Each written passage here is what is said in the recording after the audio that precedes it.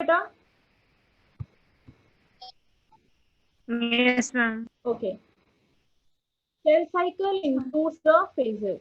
Okay, मैंने आपको last class में बताया था सेल साइकिल एक सीक्वेंस है, एक इवेंट है जहां पे लगातार कुछ ना कुछ हो रहा है।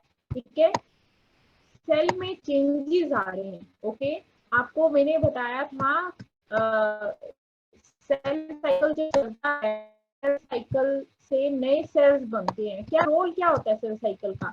सेल साइकिल का रोल क्या है? उससे सेल्स रिन्यू हो रहे हैं, ठीक है, डैमेज सेल्स रिपेयर हो रहे हैं। ठीक है, तो इसका मतलब है कि सेल साइकिल की हेल्प से ही ऑर्गेनिज्म की ग्रोथ होती है। ओके, अगर वो सेल साइकिल ना करे तो उसकी ग्रोथ नहीं होगी। ठीक है, क्लियर है इतना?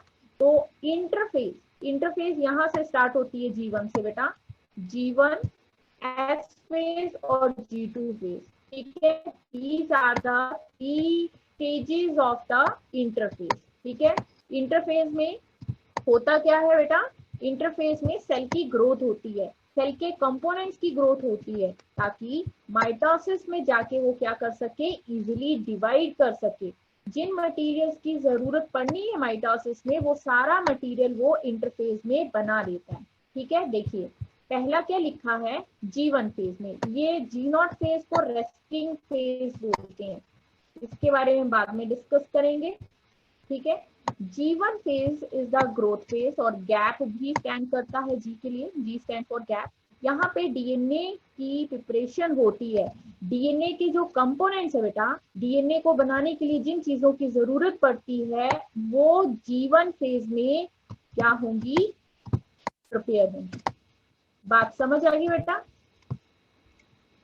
ठीक है, यस मैम। डीएनए को बनाने के लिए जो मटेरियल जीवन में बने हैं, वो ही डीएनए की रेप्लिकेशन करेंगे। ठीक है, डीएनए से डीएनए की कॉपी बनेगी। मैंने आपको लास्ट क्लास में बताया था कि क्रोमोसोम्स जो होते हैं, ठीक है, just wait, I will show the another slide जिसमें क्रोमोसोम्स दिखाए गए हैं।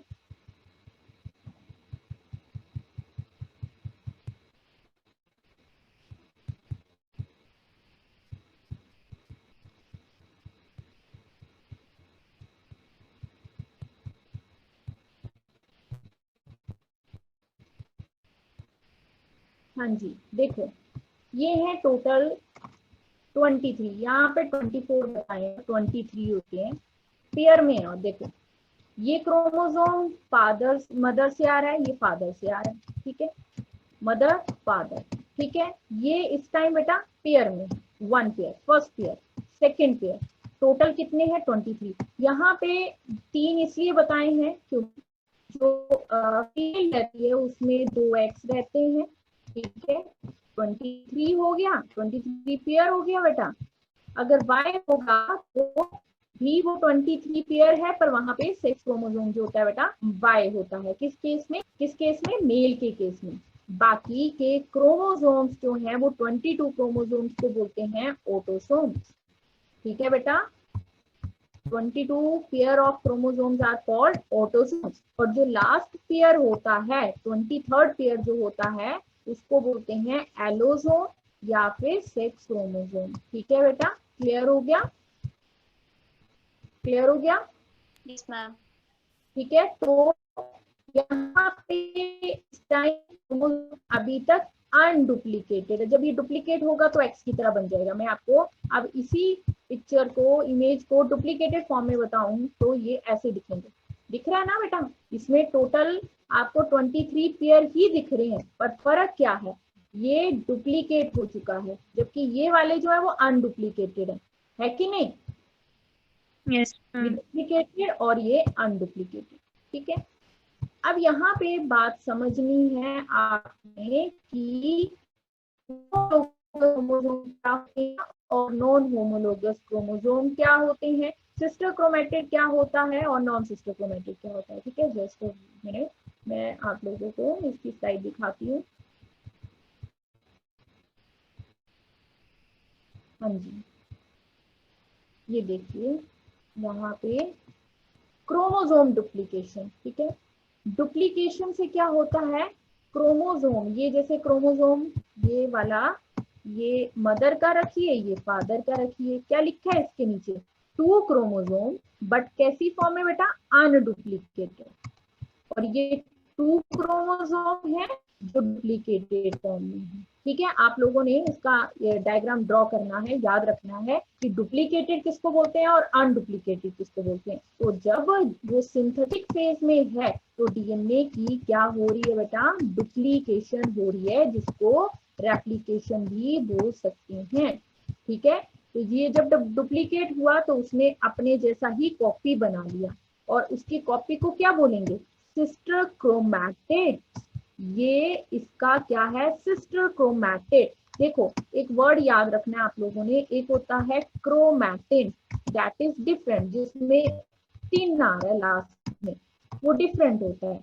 और जिसमें लास्ट में आप देख रहे हो क्रोमैटिड, EIDS आ रहा है, तो दैट इज डिफरेंट, ठीक है। टिन और टिड्स में याद रखना है। तो ये दोनों चीजें अलग हैं, क्योंकि है तो डीएनए है, पर सिस्टर क्रोमैटिड किसको बोल रहे हैं, जब उसने अपने स्ट्रैंड को डुप्लीकेट कर लिया, तो ये उसका क्या हुआ, सिस्टर क्रोमैटिड, ठीक है बच्चे। ये किसका था क्रोमोसोम, ये मदर का था, ये किसका था, फादर का, ठीक है। और ऊपर वाली आर्म को क्या बोलते हैं, क्रोमोसोम की अपर आर्म को क्या बोलते हैं बेटा, Vanshika, P-arm, P arm, and the lower arm of the chromosome is called, Q-arm, ठीक है। And the center part of the chromosome is known as centromere, and ठीक है।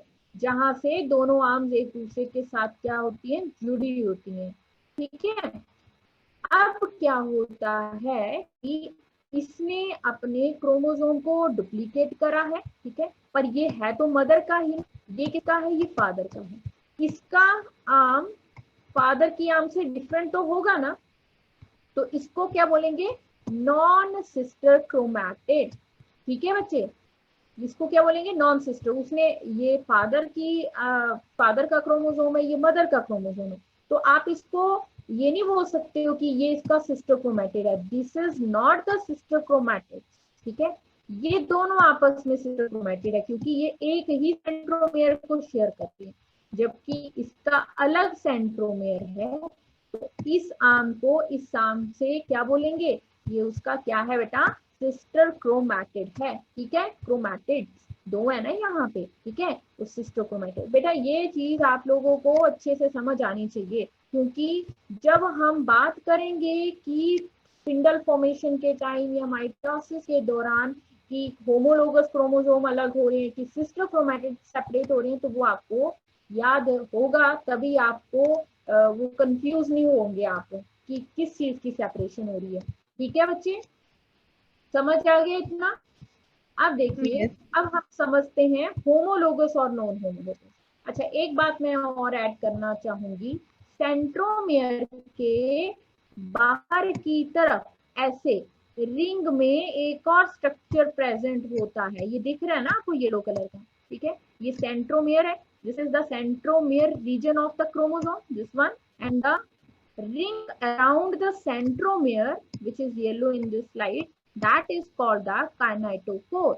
याद रखेंगे इसको, इसको क्या बोलेंगे बेटा, काइनेटोकोर। क्या बोलते हैं, kinet, इस बच्ची को समझ आ गया है कि सेंटर वाले पार्ट को क्या बोल रहे हैं, centre part of the central, centromere, and ring around the 2 rings around the centromere, that is called the kinetochore, ठीक है। ये वर्ड याद रखना है, कहीं पे मैं वर्ड यूज करूंगी सेंट्रियोल, तो वो अलग है, वो अलग है, ठीक है। तो आप लोगों ने वर्ड्स पे थोड़ा ध्यान से उनके वर्ड्स को समझिए, स्पेलिंग को समझिए, क्या मैं बोल रही हूँ, ठीक है। तभी मैंने क्रोमैटिन और क्रोमैटिड्स के बारे में बताया, ठीक है। आगे देखें, अब हम बात करेंगे होमोलोगस और नॉन होमोलोगस, ठीक है, क्योंकि ये ही चीजें माइटोसिस मेयोसिस में आनी है, फिर आप लोगों को पता होगी। Homologous chromosomes are made up of sister chromatids and jointed at the centromere। Chromosome, homologous chromosome किसको बोलते हैं, ये इसकी पी आर्म से बिल्कुल सेम लेंथ की है। मैंने आपको बताया था जब एक क्रोमोसोम दूसरे क्रोमोसोम से साइज के अकॉर्डिंग, शेप के अकॉर्डिंग बिल्कुल एक जैसा दिखे, उसको बोलेंगे होमोलोगस क्रोमोसोम। क्या बोलेंगे? Homologous chromosome. ये क्रोमोसोम इसका होमोलोग है, बिल्कुल एक दूसरे से देखने में कैसे हैं बच्चे? इक्वल हैं, एक जैसे हैं। ठीक है, जीन्स का फर्क होगा, पर आप लोग अभी सामने से देख रहे हो तो दोनों की लेंथ, दोनों की शेप एक जैसी दिख रही है, तो उन क्रोमोसोम को बोलते हैं होमोलोगस क्रोमोसोम। याद रखना आप लोगों ने, क्या बोलेंगे उसको? Homologous chromosome. ठीक है, इज दैट क्लियर? सबका साइन मैं दीजिए अगर समझ आ गया सभी को। Akshita, Akshita switch on your, बेटा अपना कैमरा ऑन करके रखा करो। सब बच्चों को समझ आ गया क्या क्या चीजें याद रखनी है आपको? सिस्टर क्रोमैटिक, ठीक है, ये देखो नीचे लिखा हुआ ना सिस्टर क्रोमैटिक। बट अच्छा, आरुषि बताइए, आरुषि, आरुषि, आरुषि लिसन बेटा, दिस दिस आर्म, आप बताएंगे मुझे अभी, ये जो आर्म है क्रोमोसोम की, ये इसकी क्या लगी? सिस्टर या नॉन सिस्टर? बोलो। ग्रीन वाली, पर्पल वाली की क्या हुई? इस क्रोमोसोम की क्या हुई? सिस्टर या नॉन सिस्टर? लाउडली बेटा, Arushi. Ma'am sister. Sister, yes. Ruchika Chaudhary, what is that बेटा? Ma'am sister sister, chromatic. Okay. Akshita, Akshita Kumari, yes ma'am. What is this बेटा? दिस पी आर्म, ये अगर मदर का क्रोमोसोम है, ये फादर का क्रोमोसोम है, तो उसका पी आर्म दूसरे की पी आर्म का क्या बना? सिस्टर या नॉन सिस्टर? कृतिका कपूर,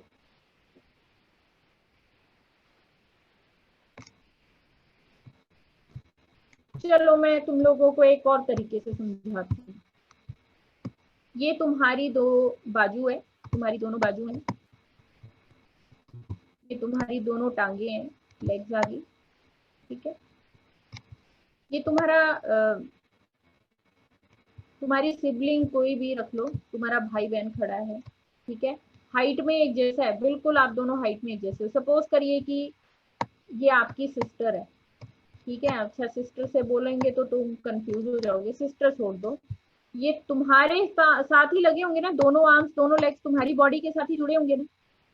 ठीक है, बट ये अगर आपकी कोई सिबलिंग है, आपका कोई भाई बहन है, ठीक है, बात ध्यान से समझेंगे, ये जो आर्म्स होंगी ये उसकी बॉडी के साथ जुड़ी होंगी ना। ठीक है, तो आपकी आर्म उसकी आर्म की सिस्टर नहीं हुई, नॉन आर्म रख लो। ठीक है, ये समझ लीजिए कि वो आपका क्या हुआ? Non sister chromatin. ओके,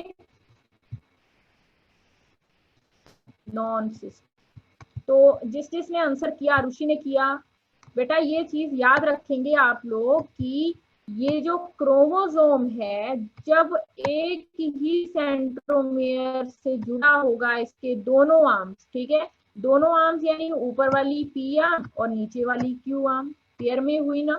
ठीक है, वो दूसरे होमोलोगस क्रोमोसोम का क्या हुआ? Non sister chromatid. ठीक है, नॉन सिस्टर क्रोमैटिड्स। ठीक है, वैशाली, ऋषिका, रुचिका, अक्षिता, क्या बोला मैंने? अब मेरे को बताइए, ये वाली आर्म इस आर्म का क्या हुआ? सिस्टर या non sister? Rishika, non sister. Non sister, correct. ठीक है, वैशाली, ये आर्म इस आर्म का क्या हुआ जिसको मैंने दिखाया हाईलाइट करके? ये वाली आर्म, हाँ जी बोलो।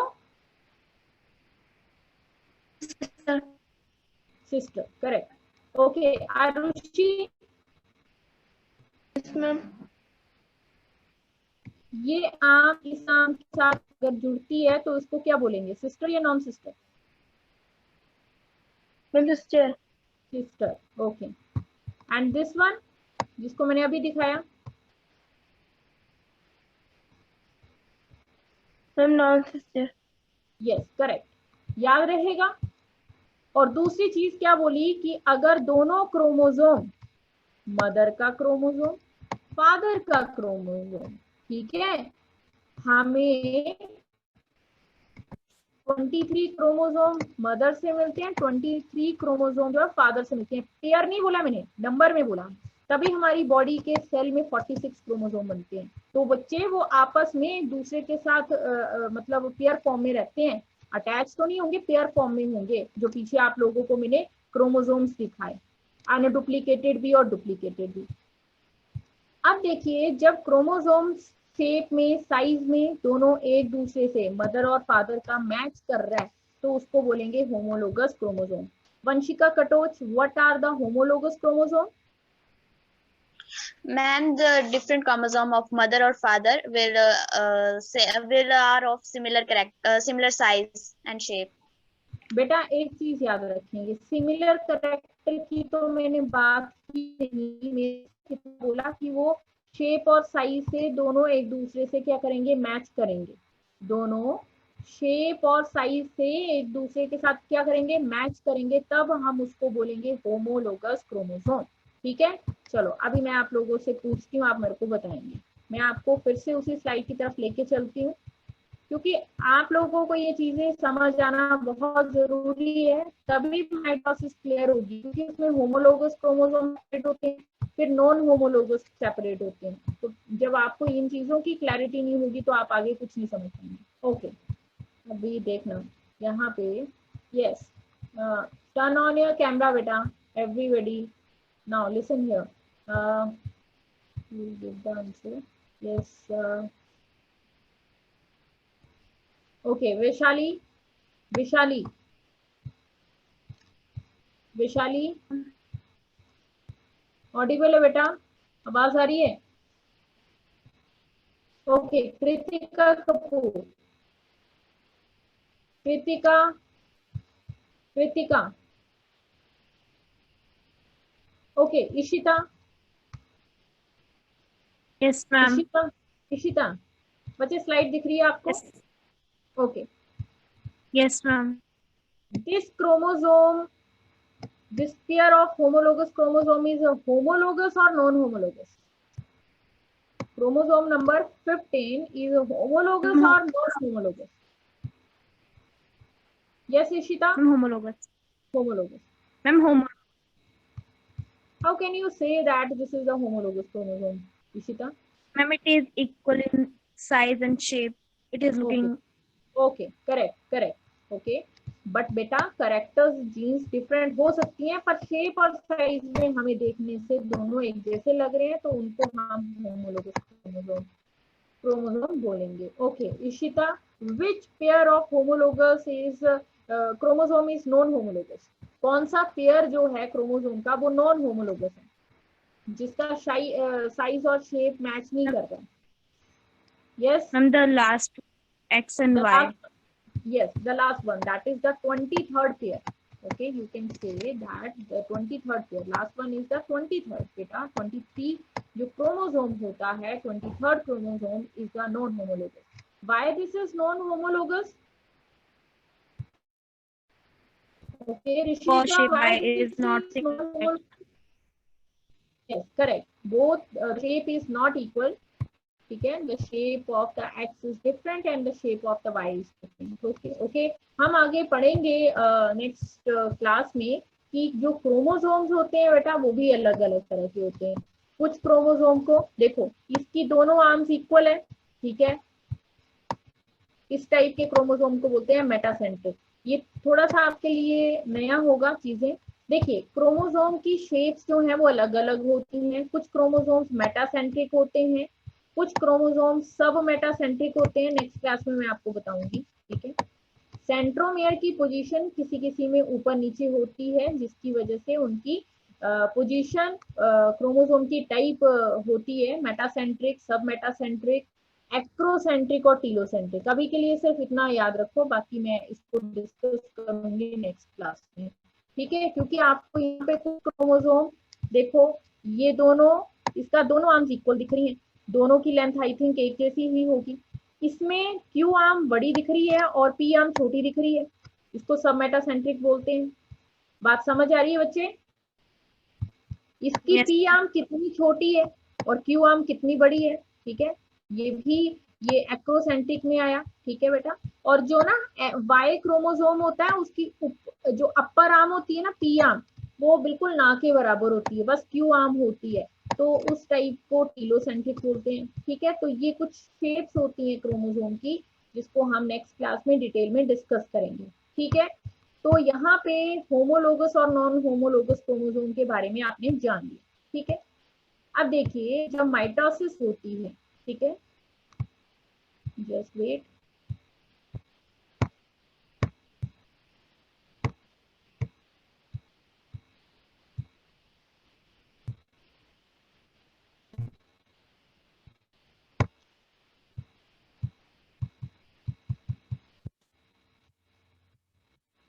ओके। माइटोसिस में सबसे पहली फेज आती है प्रोफेज। कौन सी फेज आती है? Prophase.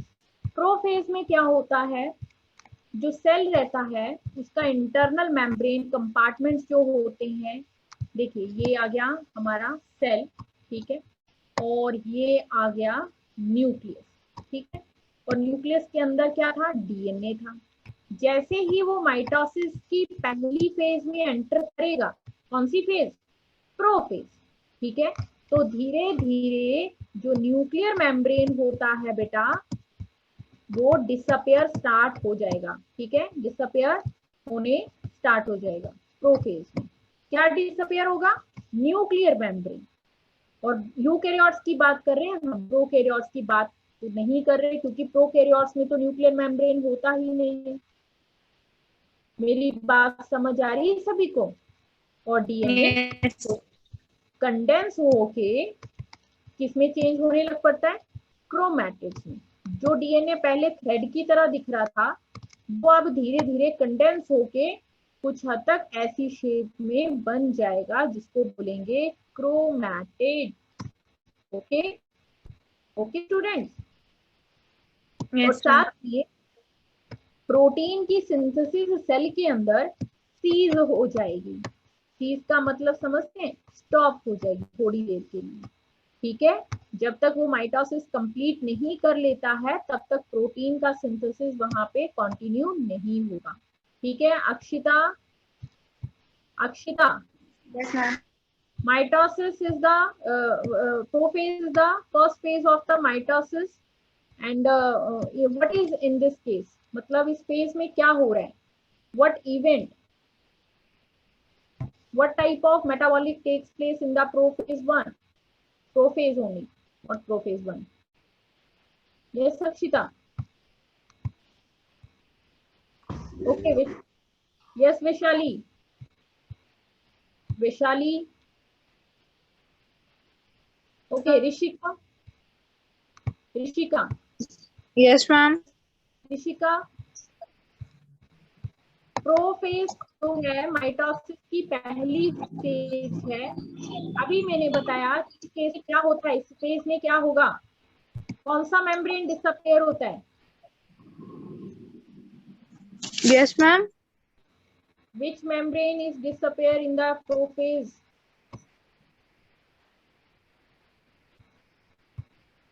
Ishita, Ma'am, nuclear membrane. okay, nuclear membrane. Okay, Vanshika Katoch, nuclear membrane present Ma'am. in prokaryotes or eukaryotes? Ma'am, eukaryotes. Yes, correct. Okay, and DNA condense, then they change into Chromatids. Okay, chromatids, ठीक है। And seizing किसकी हो रही है? Stop कौन सा process हो रहा है? Protein synthesis, Protein. ठीक है।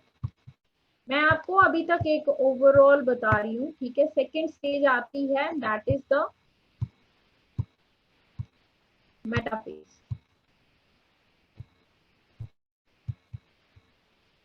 ओके, अभी पहले आप डायग्राम थोड़ा डायग्राम की तरफ नजर मारिए। देखिए यहाँ पे ये बीच में आपको थोड़ा थोड़ा न्यूक्लियर मेम्ब्रेन डिसअपियर होता हुआ दिखाई दे रहा है, ठीक है। इसके साइटोप्लाज्म में ऑपोजिट एक पोल पे सेंट्रियोल दिख रहा होगा, ठीक है, ये सेंट्रियोल बड़ा इंपॉर्टेंट रोल प्ले करता है। ठीक है, क्रोमोसोम को डिवाइड करने के लिए स्पिंडल बनता है सेंट्रियोल से। क्या बनता है सेंट्रियोल से? स्पिंडल। स्पिंडल एक्चुअल में एक फाइबर्स होते हैं जो क्रोमोसोम को बांधे रखते हैं ताकि डिवीजन प्रॉपर हो सके। ठीक है, मैं आपको वीडियो की तरफ लेके चलती हूँ ताकि आपको समझने में और आसानी हो। Okay, now see here in the mitosis, the first phase is the prophase.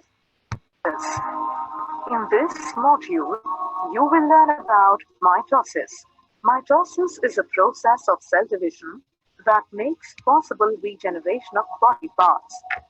To elaborate, mitosis is the separation of nuclear chromosomes into two identical daughter nuclei. It is divided into four key phases: prophase, metaphase, anaphase, and telophase. An additional phase called cytokinesis occurs after the complete nuclear division. ठीक है, आप लोगों को बताया था कि mitosis में four phases पहले आती हैं: prophase, metaphase, anaphase and telophase. ठीक है, जिसमें किस चीज का डिवीजन हो रहा है बेटा? इन चारों में किस चीज का डिवीजन हो रहा है? न्यूक्लियस का। और न्यूक्लियस के डिवीजन को क्या बोलते हैं? कैरियोकाइनेसिस। क्या बोलते हैं? कैरियोकाइनेसिस। ठीक है, और जब कैरियोकाइनेसिस के बाद ही साइटोकाइनेसिस होती है। उल्टा मत कर देना कि भाई पहले साइटोकाइनेसिस कर दिया, ये नहीं होता है। पहले स्टेप होता है न्यूक्लियस का डिवाइड करना।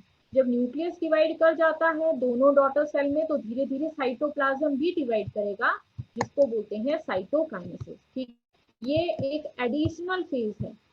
ठीक है, cytokinesis is the additional phase of the mitosis and this phase is also essential.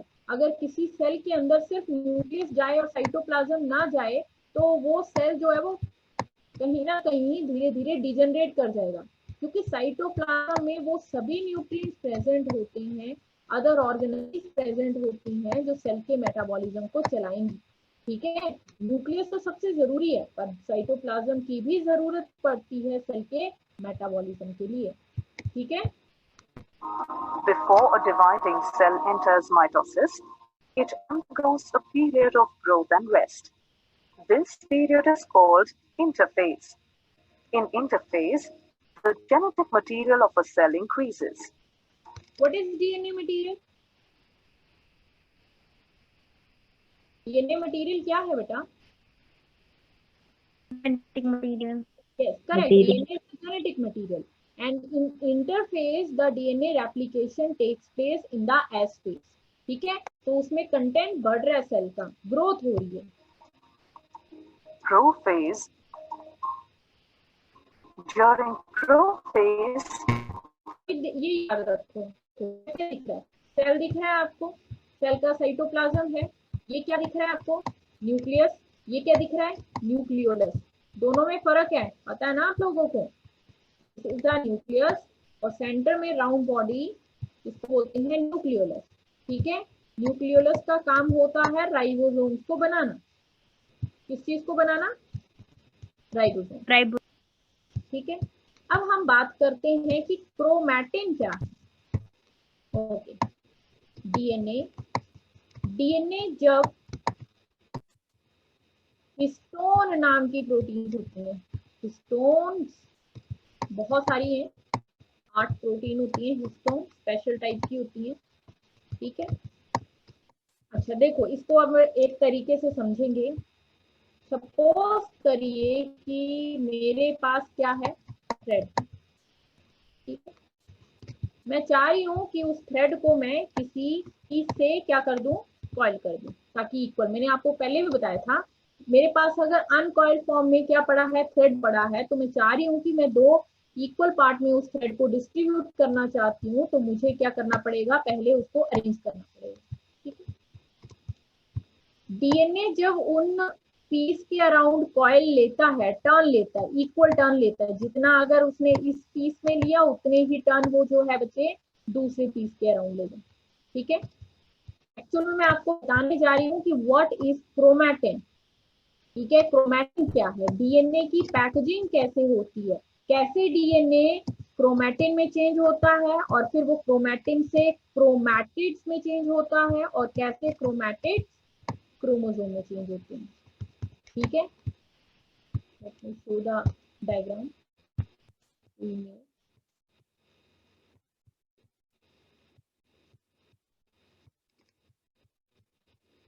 Okay, now see here. Okay, देखिए ये डायग्राम ध्यान से दिख रहा है। डीएनए के कितने स्ट्रैंड होते हैं? 2 स्ट्रैंड। ठीक है, डीएनए धीरे धीरे उन हिस्टोन प्रोटीन, ये जो तुम्हें सेंटर में बीड्स की तरह दिख रहा है ना, मोटी बीड्स की तरह जो दिख रहे हैं, इनको बोलते हैं हिस्टोन। क्या बोलते हैं बेटा? हिस्टोन। हिस्टोन। कितनी हिस्टोन प्रोटीन होती है? 8। ठीक है, जो डीएनए होता है दोनों स्ट्रैंड उन हिस्टोन प्रोटीन के अराउंड क्या करते हैं? कॉइल करते हैं। जब हिस्टोन प्रोटीन के अराउंड डीएनए कॉइल करता है, ठीक है, समझ रहे हो बेटा? उस स्ट्रक्चर को बोलते हैं न्यूक्लियोसोम। नया वर्ड आ गया, कंफ्यूज नहीं होना है। जहां पे समझ नहीं आएगा वहां पे मेरे से पूछना है आपने। ठीक है, जब डीएनए हिस्टोन प्रोटीन के अराउंड कॉइल लगाता है, रैप होता है, तो जो स्ट्रक्चर बन के आता है उसको बोलते हैं न्यूक्लियोसोम। ठीक है, क्या बोलते हैं? न्यूक्लियोसोम। ठीक है, धीरे धीरे बहुत सारे न्यूक्लियोसोम जब बन जाते हैं, ये जो न्यूक्लियोसोम बन गए, तो इनको टर्म दी गई है सोलेनोइड्स। ठीक है, क्या टर्म दी गई है? सोलेनोइड। क्लियर हो रहा है बेटा? यस और नो? डीएनए प्लस हिस्टोन, क्या स्ट्रक्चर बना? स्ट्रक्चर बना, बोलो। न्यूक्लियोसोम। ठीक है, डीएनए तो बहुत ज्यादा है और हिस्टोन प्रोटीन उसको डीएनए को क्या कर रही है? रैप कर रही है। तो बहुत सारे न्यूक्लियोसोम जब अरेंज हो रहे हैं तो उस एग्रीगेट, ठीक है, nucleosome plus nucleosome, that structure is called solenoid. That structure is known as solenoid. मतलब न्यूक्लियोसोम प्लस न्यूक्लियोसोम, ये आगे क्या बनाएगा? सोलेनॉइड। कंडेंस हो जाएगा, टाइटली पैक्ड हो। ठीक है, और सोलेनॉइड्स प्लस सोलेनॉइड